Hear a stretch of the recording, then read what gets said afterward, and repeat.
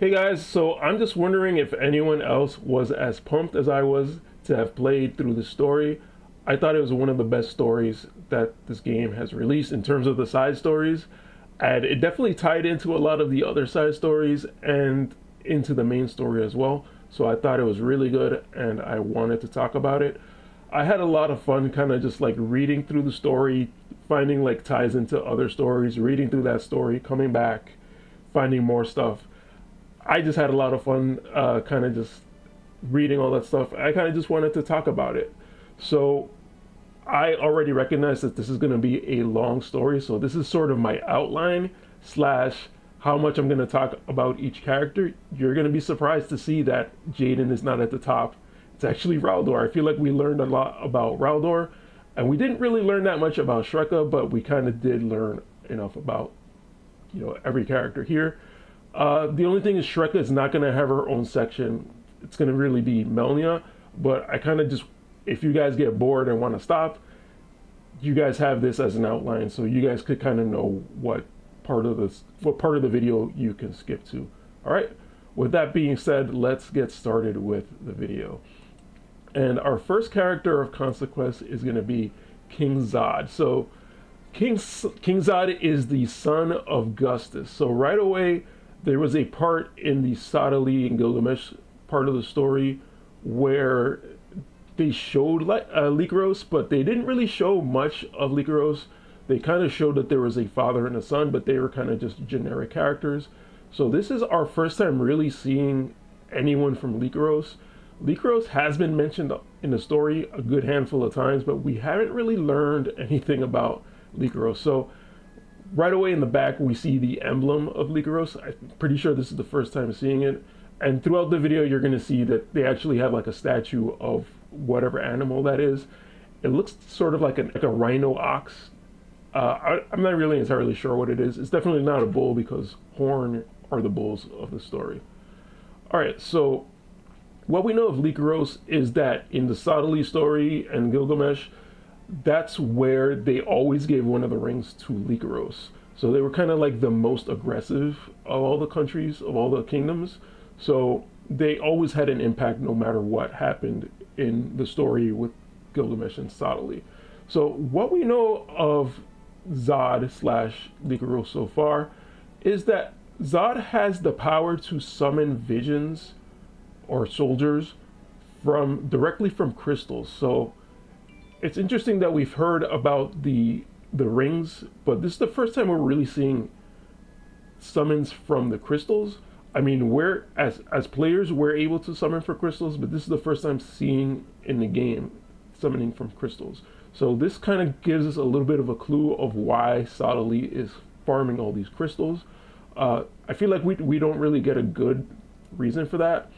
We kind of know that Sadali is always after like relics and ancient artifacts and stuff like that, and we kind of know that he's trying to revive Exia, so you can kind of assume that that's part of the plan for that. So to continue onward here's sort of what he kind of summons, and this is sort of another part of the story. So we kind of turn out to find out that Zahd is kind of like a minor player. We kind of learned that from Shreka. It turns out that his intentions aren't really like all that grand. He really just wants power, but at the same time, there's a part where he kind of says like, yeah, I want to do this, but I want to kind of take my time doing this. I kind of read that off as more of an excuse. He didn't even want to really do it. He wasn't really willing to risk himself in sort of capturing all of Ardra or unifying Ardra or whatever different people's goals are. So he kind of turns out to be sort of a weak king in this story.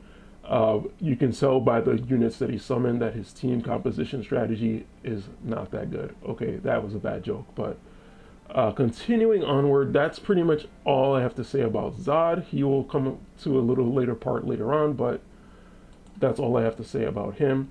Now, probably one of the main characters of this story is definitely King Jayden. So the cool part about King Jayden is that he basically, even though this is this whole raid going on with Rhaldor trying to break him free, he basically breaks out on his own. This screenshot here is right after he knocks out a guard. He escapes from his jail cell, and I think he picks up the key here, or he's picking up his weapons here at this point. But pretty much from this point on, Jayden just pretty much breaks on his own. He does everything himself. Everything that he accomplishes, he's on his own for the whole thing.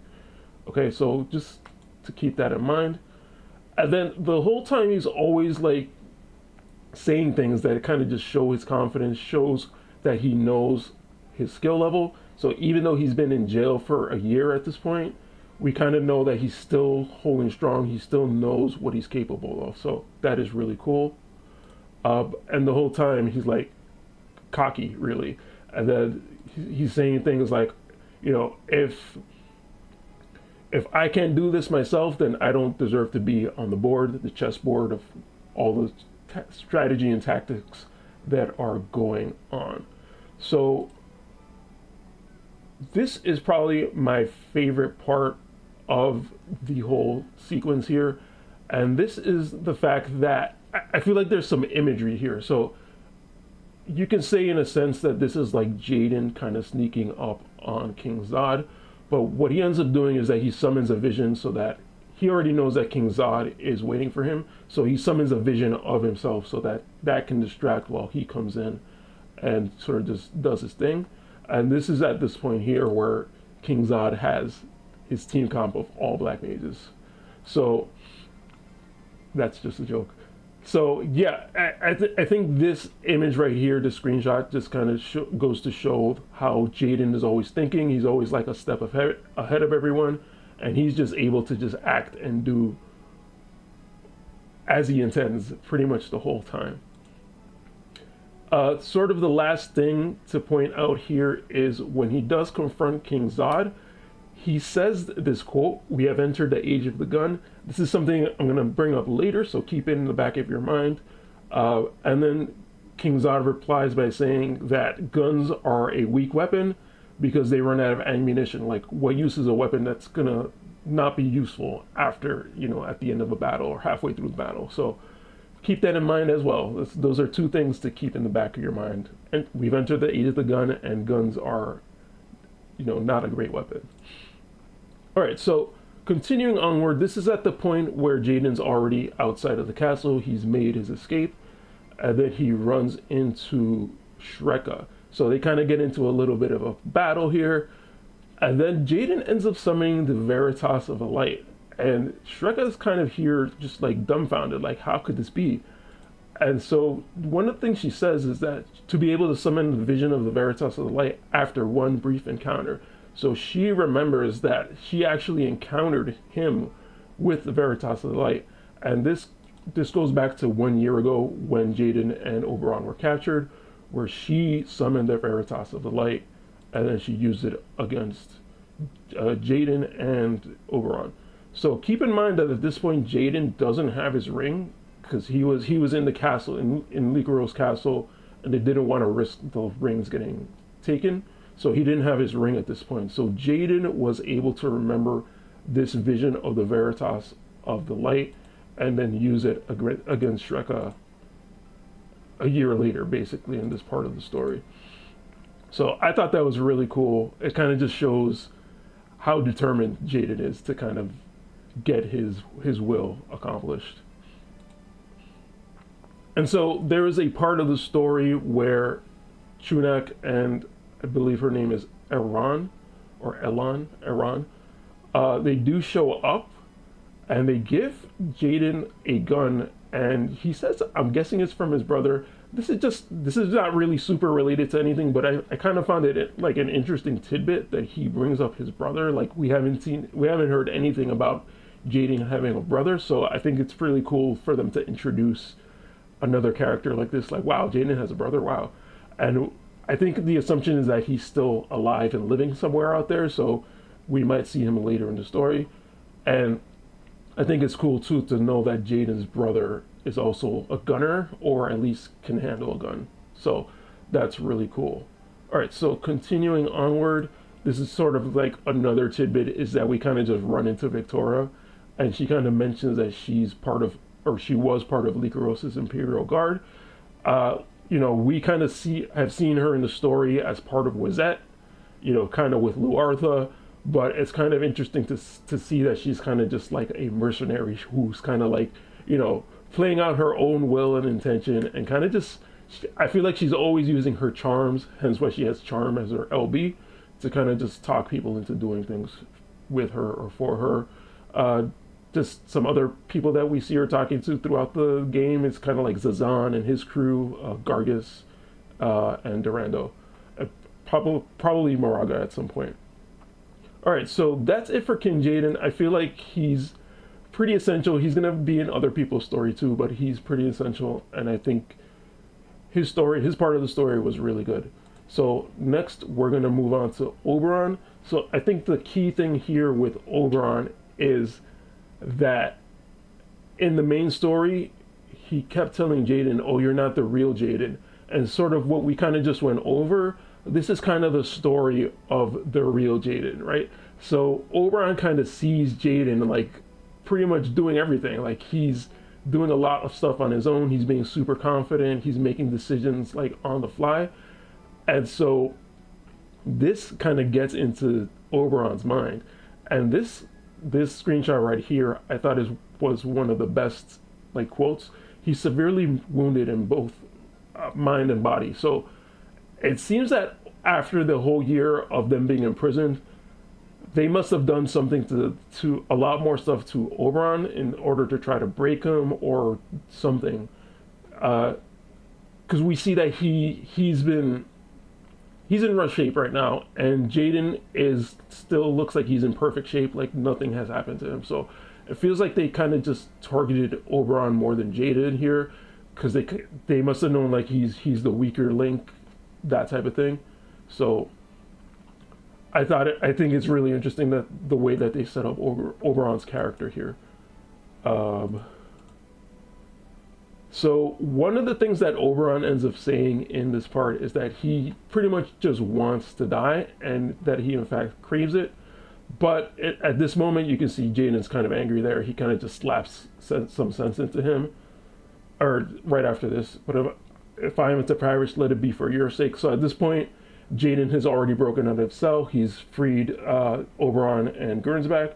So, Oberon's kind of just grateful at this point, but at the same time, he recognizes how weak he is and how he's basically broken from this year of being imprisoned. Jayden slaps some sense into him, and then he kind of just says, if your history up to this point has been tainted, then now is the time to start anew. So he's just giving words of inspiration at this point. The two of us can make it happen, so live. And never speak of craving death ever again. So he's just trying to be motivational and trying to just give Oberon a reason to live, because he sees Oberon as important. Jayden's goal here is to unify Ardra. He kind of already knows that. I guess we'll talk about that a little bit later. He kind of has that in his mind already. So this is once everybody's outside. Everybody's kind of just gotten together at this point. Everybody's like, oh, we need to go back in and get Jayden, make sure, because Jayden's the king. He's super important. So at this point, Oberon, he's still not feeling super well, but he's willing to fight for Jayden. I must help King Jayden no matter what it takes. So he feels indebted to Jayden. And then Jayden kind of makes it out on his own, and then Oberon's just kind of happy to see King Jayden. At this point, he's kind of just like, weakened, but he's still trying to fight. But, he's just happy that he probably doesn't have to fight at this point. By the way, there's the Lycros animal in the background. Again, I don't really know what it is. It looks like some kind of ox, rhino type thing. They do show the horn. It's like a rhino horn, but it's a weird animal. Anyway, so up to this point, Oberon has only seen Jayden operate on his own. He was able to escape on his own. He took out King Zahd on his own. He, got through the castle all on his own, at least according to Oberon's perspective here. I'll never forget that. So clearly Oberon is super grateful and just feels like Jayden is basically the hero of the story. All right, so continuing onward, this is going to be like a little side tangent, but going back to like we haven't really heard anything about Lycaros. We've kind of seen Lissette and Jurial in different parts of the story. They do mention that they're kind of from Lycaros, so it was kind of my assumption that they were just like the last survivors of Lycaros. But we actually find something interesting out here. At first, I was kind of annoyed that there was like a lot of toilet humor here, like literal toilet humor. As we see, we don't actually see here, but you know, he's unbridled in the way that he's eating, blah blah blah. But Lissette kind of just sees this. There's a lot of commotion going on inside the castle, and she kind of sees this as their opportunity to run away or to escape. And Juriel's kind of like saying that, oh, it would be treasonous. Don't tell me this because I'm the commander of whatever. So then Lissette brings up like, oh, we weren't always part of Lycaros, were we? My village was destroyed by Solenis, which is what he just mentioned he was part of. And then we had no choice but to join the division, the very division that you speak of. So I found this to be really interesting. They are not the last survivors of Lycaros. They're kind of just deserters of Lycaros. They identify with Lycaros, but I feel like they're kind of just saying that to kind of just identify themselves as part of like a major kingdom. But I found this really interesting that I feel like this is a theme that we see often here too, is that things get taken over and then people are just like forced to join up with whatever army. So I definitely saw that as a very good character, a little bit more of a character development on the part of these two. And Juriel is one of the guys that I've kind of been waiting for. I know he's probably going to be like one of the free units, but definitely waiting to see what kind of unit he is, because I feel like he's a pretty cool design. Alright, so now that we've talked about them, let's talk a little bit about Melnia. Melnia wasn't really part of the story, but I had something in my mind that I thought I remembered Shreka in the story around the time when Melnia and the Simulacra were the thing, but I feel like we didn't really see her in the story, but her name was definitely mentioned. So interesting to see that for Melnia, we have Lady Shreka's voice,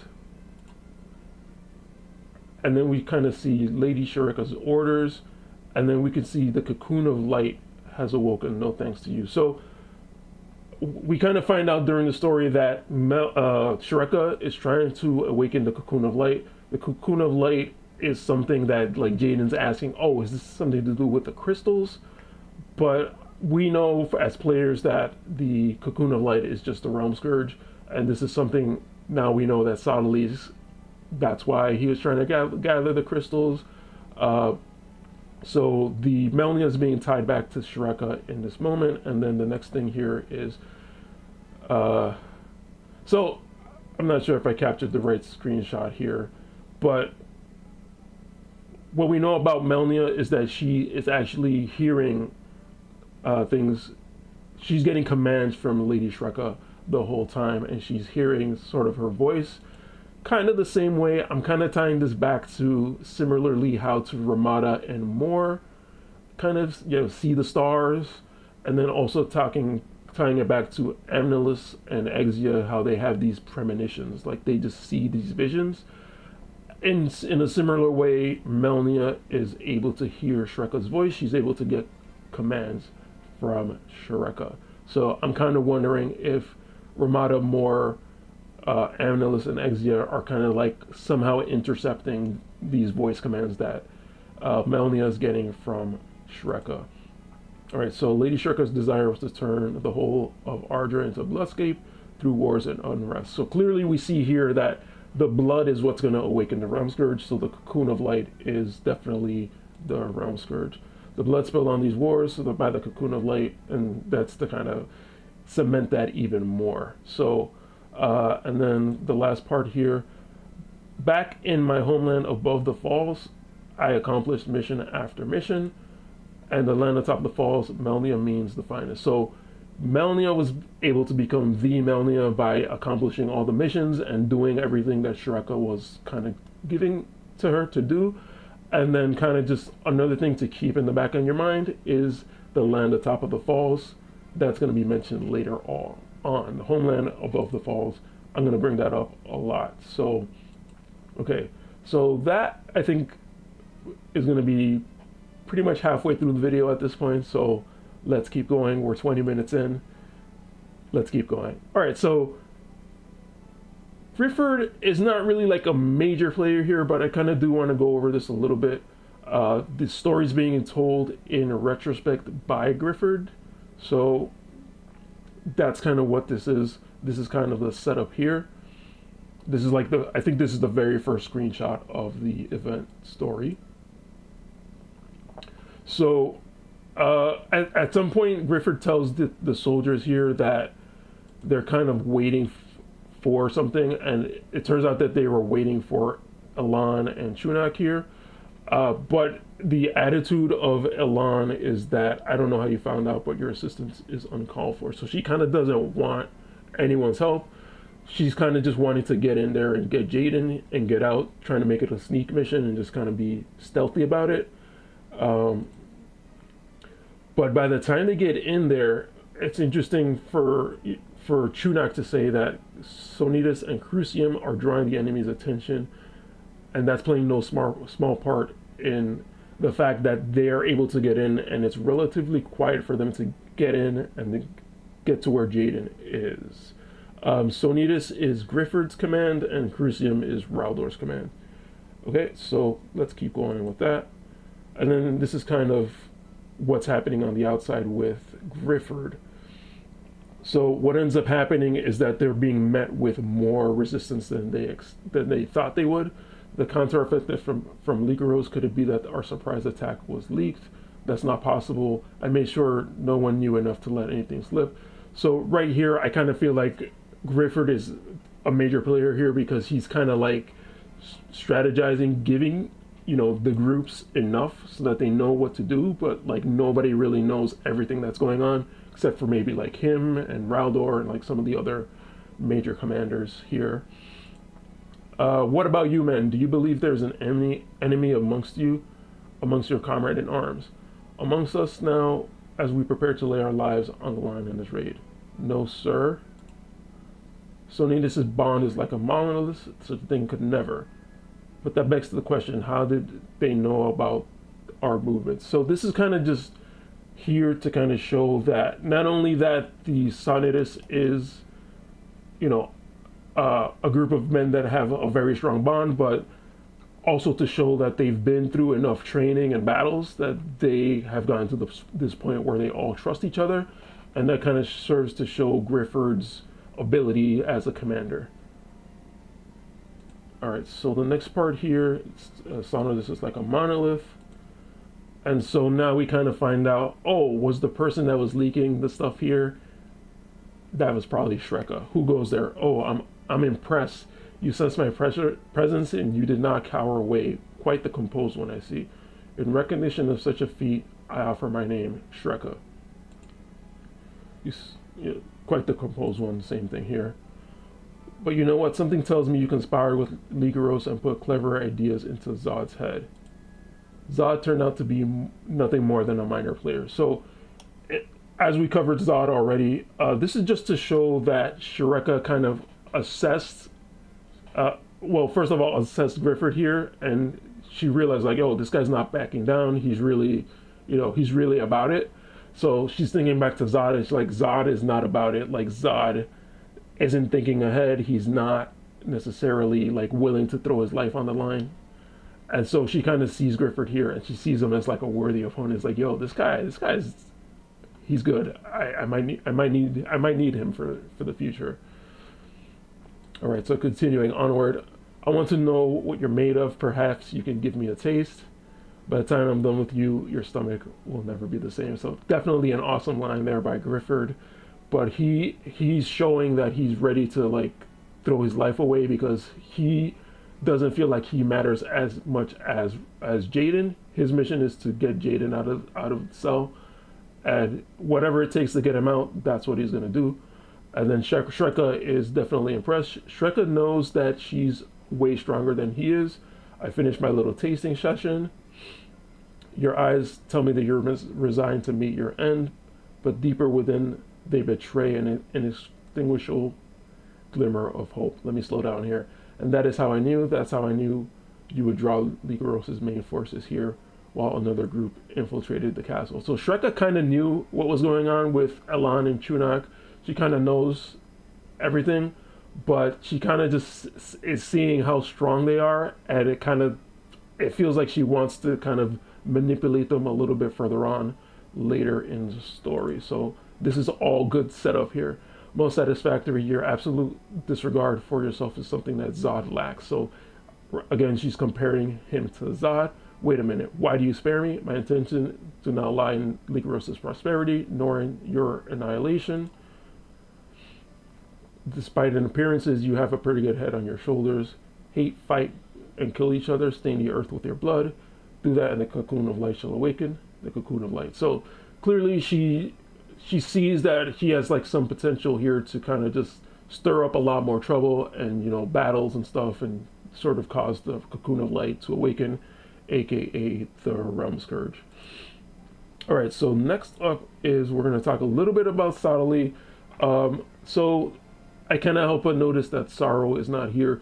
To me, this is the first time hearing about Sorrow, but it turns out that she's actually in sort of the last few chapters of the story. They kind of talk about what this is, but at this point where I kind of was putting this together, I hadn't gotten to that part of the story yet. So I kind of did a little bit of digging, and this is really all I found, but I kind of know that Luartha had been talking about being a homunculus before, but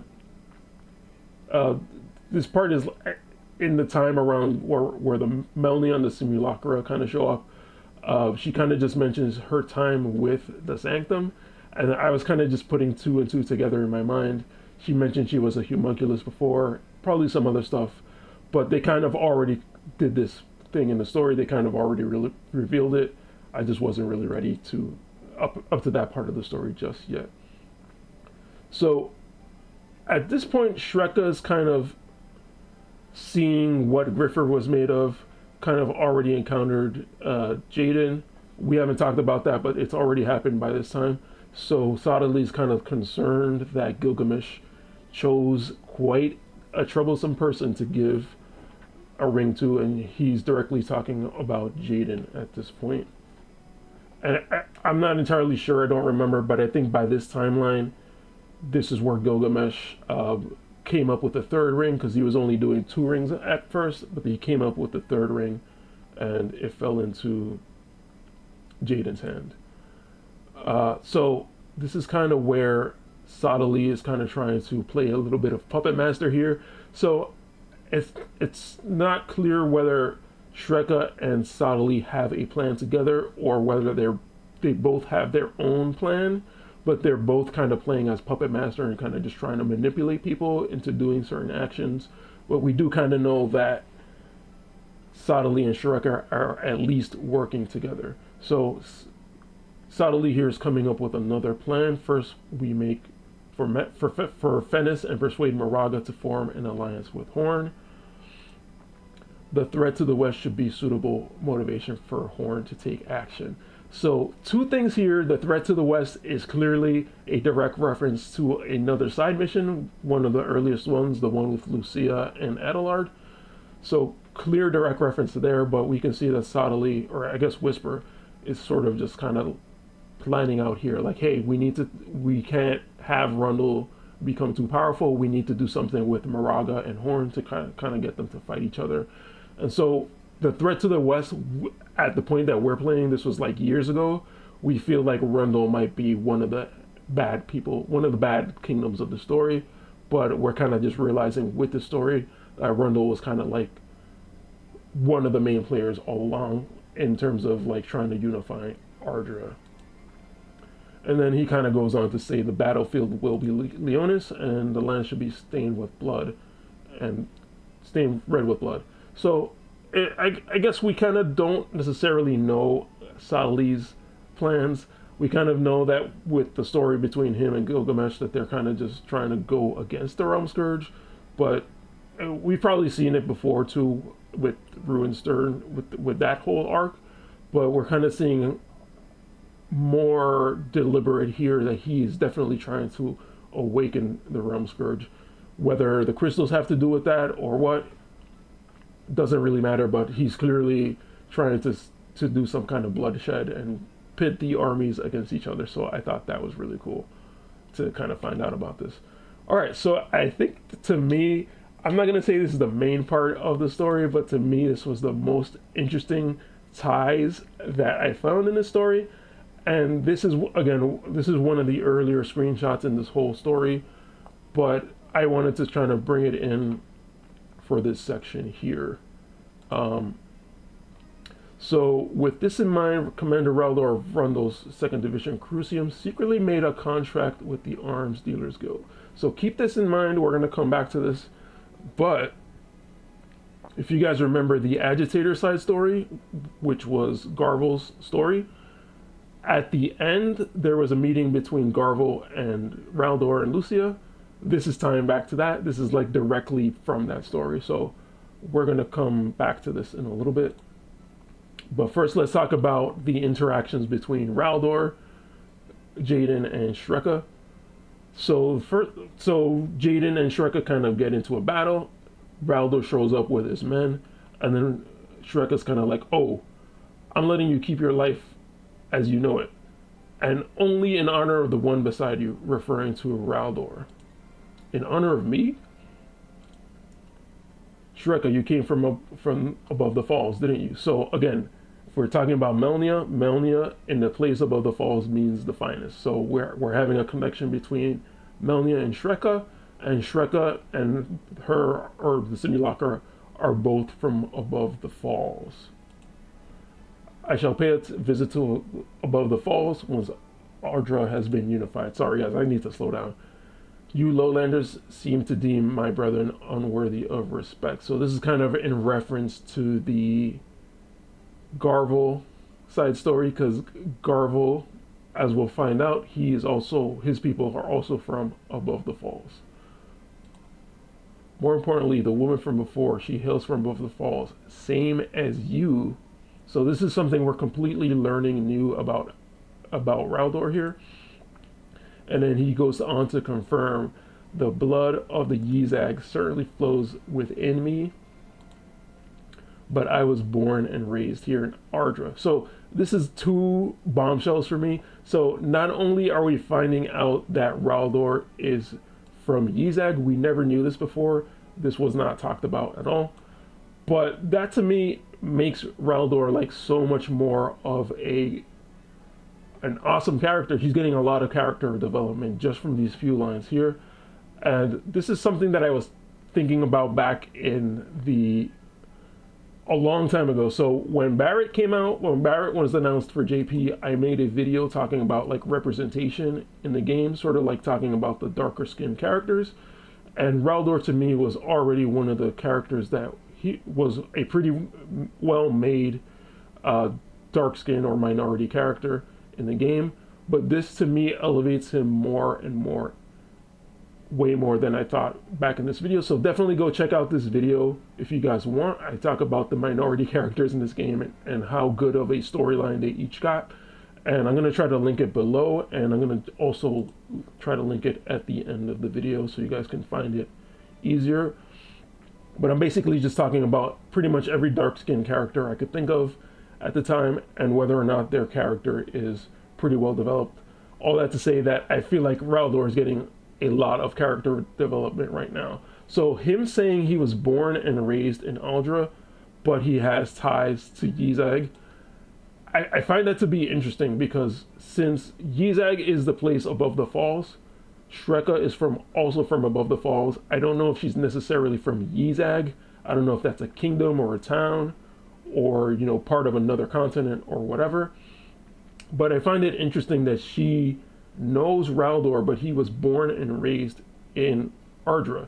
That to me kind of says that either Rhaldor's father or Rhaldor's parents or family or something are important people from Yizag or from above the falls. So I found that to be really interesting, and I'm also excited to kind of know what is happening with Rhaldor in the future chapters of this game. Hopefully we do get more story. But if you don't know, if you don't remember, Yzag is where Garvel is from, and is also from where Venera is from. So I find it interesting that we're kind of just tying that together.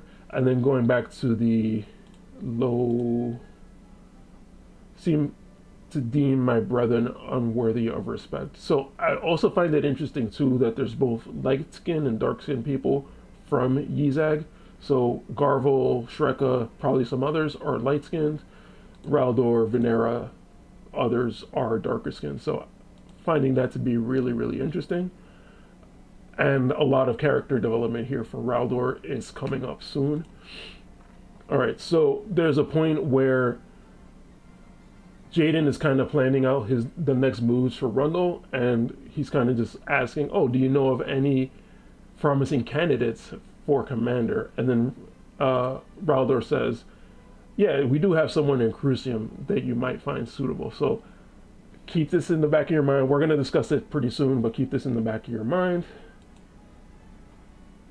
We did indeed manage to get weapons from the Arms Dealers Guild. So this was referring back to the first part of the story where him and Lu'Cia are meeting with Garvel. Okay, so we're going to get into that now. So this is the end of Garvel's side story, The Agitator. So Rundle's on the brink of ruin. I'm well aware of that. I also happen to know that King Jayden is being held captive by Lycaros. So this is a direct reference to the current story that we're in.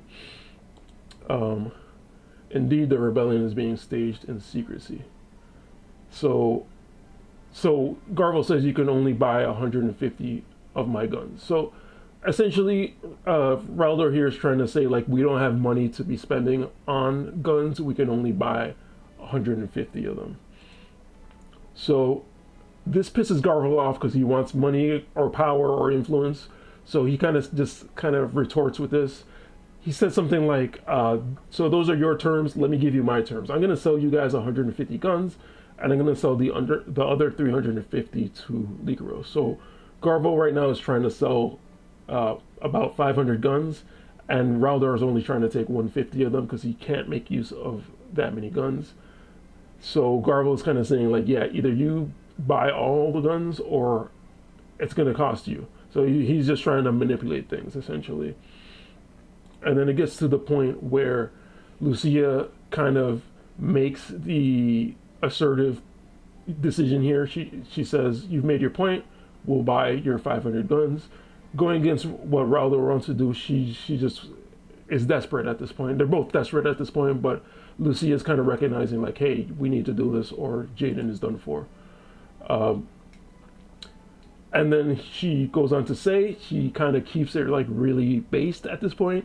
I expect discretion with regards to the rebellion.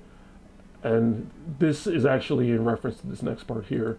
And she says, I will find a way to pay for it, even if it costs me my life. So that's where he says that almost brings tears to my eyes.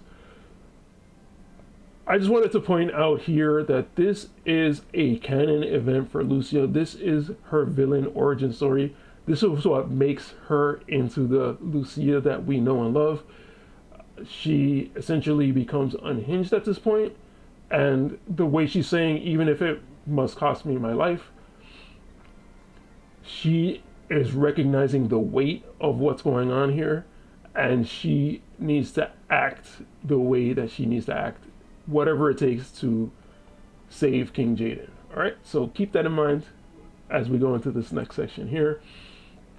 And sort of this is kind of just a tidbit. We're not really tying it into the current story, but this is kind of a tidbit from Garvel's story where Sadali comes up to him and he's kind of saying that the people of Yzag needs power in order to escape ever-looming shadow of persecution. So from the Garvel story, we kind of see that as a way to kind of manipulate Garvel into doing what he wants to do. But kind of as we know now that Shreka is part of the Yzag above the falls sort of people, we kind of get a little bit of a tie-in here that Sadali's kind of already working with Shreka. So I found that really interesting that they kind of tied it back to this, and Shreka's kind of already playing a part in these stories that we kind of read a long time ago years ago as far as this game is concerned. All right, so going back to the conversation between Jayden and Rhaldor, at the same time, Crucium will have to put an end to the church's mining units with you at the helm. So he's basically telling Rhaldor, like, yo, we know about the Cocoon of Light. We heard that Sadali is mining crystals. I need you guys to go over there. So that is tying back to an event that we had as part of the game, the Ephemeral. That was like Rhaldor's side story and Crisis' side story. So going back to that side story, we get to learn a little bit more about what's going on. So one of the things, as we just said before a little bit earlier, Jayden is looking for a new commander for a new division. So this is where Lu'Cia kind of plays into this. And so we're tying this back. So just kind of follow me here a little bit. You must be aware that guns are disdained as cars weapons within Crucium. And then Rhaldor kind of comes in and says, it suits a coward such as yourself to hide behind us, waving that toy around. So Rhaldor is kind of playing into the guns are like cowards weapon thing. And honestly, going through the story, it's just like, this is a completely different Rhaldor. Like, Rhaldor has like so much pride, but then kind of thinking about it, I think Rhaldor is really still thinking about his deal that they made with Garvel, in the sense that how much it cost him to get all those guns, and he's kind of just still thinking about that. And then he's kind of just seeing guns as the coward's weapon, basically. And maybe the coward is a reference to Garvel at this point. So it comes to the point where they're into the mines, and sort of the Rundle soldiers just kind of run ahead. And both Rhaldor and Lu'Cia think there might be a trap, and they kind of manage to get this Sanctum monk. And then Lu'Cia essentially just tries to interrogate the monk, and as you can see from this point, she's not playing any games. So what we said before, where she was like, whatever the cost may be, I'm gonna do it. This is this is why I'm saying that was her canon event. At that point, like, she's already like at the edge. She's ready to snap, and like she knows that both with her skill of like not targeting vital organs and the gravity of what's going on, she really needs to find out information from this monk. And she essentially just tortures this monk and tries to get information from him, and the monk pretty much refuses. He wants to kind of make sure that Sadali is still on top. All right, so moving on to later into the story, you mean to say that there's a mole within our ranks. So basically, and they knew that Crucium had been dispatched here. So where did we hear this before already? And that's why I brought up the story with Gryfford, because for Gryfford, it's like, yo, how did somebody find out about this? I tried to make it so that not everybody knew all the information. You know, his group had a bond as strong. His group was a monolith with a really strong bond, so there's no way they could have leaked the information. So I feel like we're getting references to Shrika here at this point already, and I thought it was really cool to see all this stuff already being mentioned in the stories that we've had for years at this point. So interesting to know that Rhaldor has a little change of heart here, and if it's true that they kind of already know what we're doing, then the ones who are going to determine the outcome of this battle are you two, me and Lu'Cia. So Rhaldor is already, he hates the guns, but he already knows that like his unit is more of like the upfront, in your face melee combat unit. So he knows that they're going to need the new unit, which is the gunner unit, to be able to pick the monks off from a distance.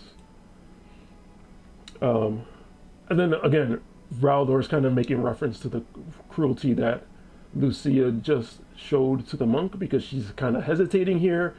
Rhaldor's like being like really headstrong here. He's trying to rush into the battle and take care of these monks before they get away with it. And Lu'Cia's kind of hesitating, and he's kind of just bringing up, oh, what did you just do to the monk back there? So again, he's just kind of reminding Lu'Cia of the promise that she made to pay back Garvel at whatever cost it takes. He needs Lu'Cia to kind of just snap into her beast mode basically, and just kind of do what she needs to do to get them out of this situation. And I'm a little bothered by the cutscene because it's not really super conclusive. You just assume that they kind of did well, and then we're kind of back at Jayden's throne room. And so they did a good job. And then Jayden's kind of saying, I don't mean it as a reward, but I believe I shall entrust you to a new division. So what Jayden was saying before, that he needed a new division, and Rhaldor already had somebody in mind to lead the division, and that was Lu'Cia. So again, that's why I'm kind of saying, like, this Rhaldor in this side story was like really weird, and like he already had Lu'Cia in mind, but like why did he hate the gun so much? And why was he giving her such a hard time? But then we're kind of even going back to her to here. I feel like Rhaldor kind of just needed to show Lu'Cia how serious things were, and he needed her to snap. And like this was like her test, basically. This whole mission was her test to kind of prove to Rhaldor and to Jayden that she was capable of leading the new division. All right, so so there was someone who strongly recommended that I put you as the new commander of the division, and she's like, was it Deputy Commander Elshra, who was in the story, but she wasn't really, And then Jayden's like, no, it's not just Elshra, it's Rhaldor too. And then Lu'Cia says, I can't believe it. The commander would never. So yeah, he was giving her such a hard time, but he kind of already had her in mind for this division that Jayden had suggested. This is what Rhaldor said. We have entered the age of the gun. So remember when I told you guys to keep that in the back of your mind? So going back to here, if I can find it. I cannot find it. Oh, here we go. Not that one. This one. We have entered the age of the gun. So literally, Rhaldor is now saying the exact words that Jayden said right back to him. Rhaldor wasn't there when Jayden confronted King Zahd, but I'm assuming Jayden must have said that at some point to Rhaldor, and Rhaldor was just like refusing because of the whole Garble situation. So Rhaldor finally admits we've entered the age of the gun. And so tying back to what Zahd was saying, that guns will never be the main weapon because they run out of ammunition, I kind of was feeling that Rhaldor had some kind of idea just like that, but like now after kind of going through this, it was more so of he just wanted to really give Lu'Cia a hard time and kind of just test her out to make sure that she had what it takes to lead the division. Lu'Cia possesses an immovable, steely spirit and unparalleled marksmanship, so clearly she's already proved herself.